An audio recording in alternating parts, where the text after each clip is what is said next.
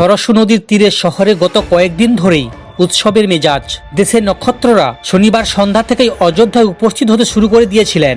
রাম জন্মভূমি ট্রাস্টের পক্ষ থেকে প্রাণ প্রতিষ্ঠার আচার অনুষ্ঠানের ছবি ভক্তদের সঙ্গে ভাগ করে নেওয়া হয়েছিল। সেই ছবিতে দেখা গিয়েছে রামলালার মূর্তিতে সাদা ফুল ও তুলসীর মালা দিয়ে সাজিয়ে তোলা হয়েছে।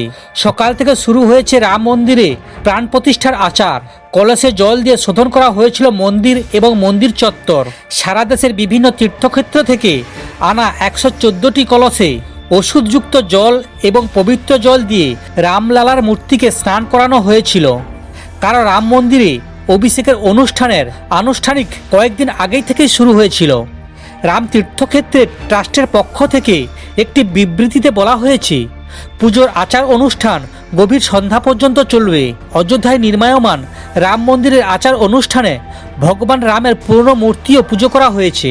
ভারতের প্রায় পবিত্র ক্ষেত্র থেকেই পবিত্র জল পাঠানো হয়েছে। এছাড়া নিয়মবিধি মেনেই 6 দিন ধরে চলছে একের পর এক অনুষ্ঠান। চেন্নাই এবং পুনে সহ বিভিন্ন স্থান থেকে আনা বিভিন্ন ফুল ব্যবহার করা হয়েছে পুজো অনুষ্ঠানে। অনুষ্ঠানটিতে মন্দিরের ট্রাস্টের সদস্য অনিল মিশ্র এবং তার পরিবার ছাড়াও বিভিন্ন হিন্দু পরিষদের জাতীয় সভাপতি ডক্টর রামনারায়ণ সিং উপস্থিত ছিলেন। রাম মন্দিরের অভিষেক অনুষ্ঠানের আনুষ্ঠানিকতা 16 জানুয়ারি থেকে শুরু হয়েছিল।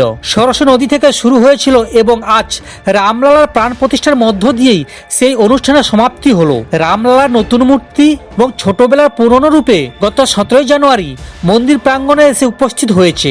প্রধানমন্ত্রী নরেন্দ্র মোদী এবং সমাজের সর্বস্তরের ব্যক্তিরা এখানে উপস্থিত ছিলেন। সমস্ত খবর দেখতে এই চ্যানেলের সঙ্গে থাকুন। ধন্যবাদ।